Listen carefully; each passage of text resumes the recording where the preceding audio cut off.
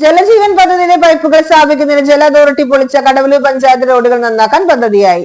പഞ്ചായത്തിലെ 120 റോഡുകളാണ് ജലജീവൻ പദ്ധതിയിൽ ഉൾപ്പെട്ടിട്ടുള്ളത്. റോഡുകൾ പൂർവ്വസ്ഥിതിയിലാക്കാത്തതിനാൽ പഞ്ചായത്തിന്റെ റോഡ് പുനരുദ്ധാരണ പദ്ധതികൾ തകിടം മറിഞ്ഞിരുന്നു. കരാർ നടപടികൾ പൂർത്തിയായെങ്കിലും പണി തുടങ്ങാൻ സാധിക്കാത്ത അവസ്ഥയിലായിരുന്നു. 2023 ഏപ്രിലാണ് പൈപ്പ് സ്ഥാപിക്കാൻ റോഡ് പൊളിക്കുന്നതും അത് പുനഃസ്ഥാപിക്കുന്നതിനുമുള്ള കരാർ ജല അതോറിറ്റിയും പഞ്ചായത്ത് ചേർന്ന് ഒപ്പിട്ടത്. നവീകരണം നടത്താത്ത റോഡുകളുടെ അവസ്ഥ ദയനീയമായതോടെ ജല അതോറിറ്റിയുടെ അനാസ്ഥയ്ക്കെതിരെ പഞ്ചായത്ത് പരാതി നൽകി. പിന്നീട് MLA നേതൃത്വത്തിൽ നടത്തിയ ചർച്ചകൾക്കൊടുവിലാണ് റോഡുകളിൽ അറ്റകുറ്റപ്പണികൾ നടത്താൻ ജല അതോറിറ്റി തയ്യാറായത്. പൊളിച്ച റോഡുകൾ 1 മീറ്റർ വീതിയിൽ അതോറിറ്റിയുടെ കരാർ ജീവനക്കാർ പുനഃസ്ഥാപിച്ചു നൽകും.